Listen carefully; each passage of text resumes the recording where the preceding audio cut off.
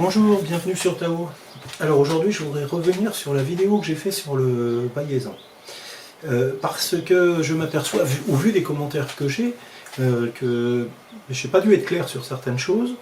Je pense que j'ai mal cadré ma vidéo et que tout ça prend une direction en fait qui n'est pas l'esprit de ma chaîne.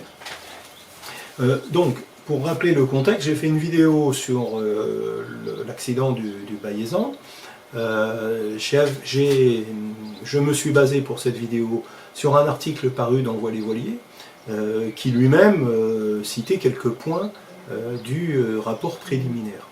Donc déjà, premièrement, moi j'ai pas lu le rapport préliminaire, j'ai juste lu l'article de Voilier Voilier, qui eux-mêmes insistent que sur certains points, pas sur plein de choses.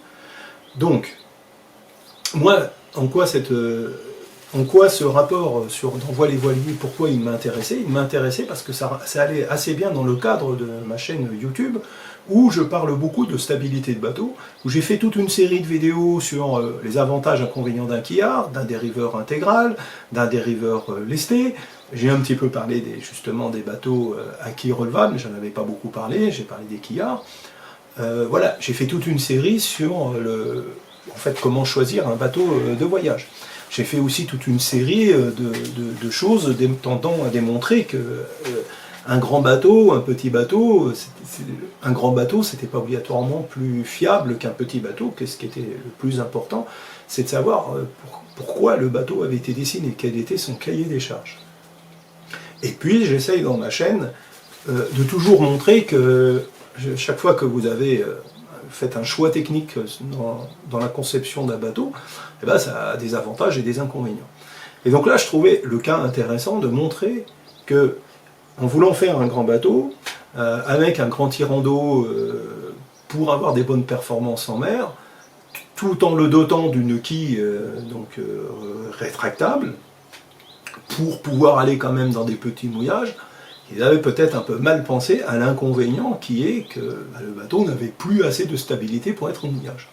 Alors c'est pas obligatoirement le cas de tous les voiliers à quille relevable, mais obligatoirement quand vous avez un voilier à quille relevable et que vous relevez la quille, vous perdez énormément en stabilité. Alors peut-être pas au point du baséion pour certains, etc. Voilà.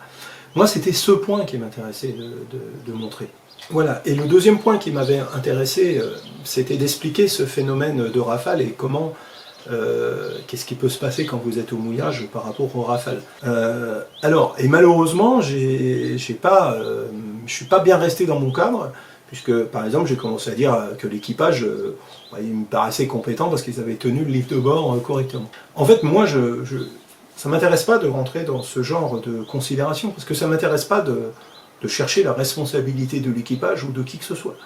Ma chaîne, le but pour moi, il n'est pas là. Ma chaîne, elle n'a pas pour but de faire des rapports d'accident et de déterminer des responsables.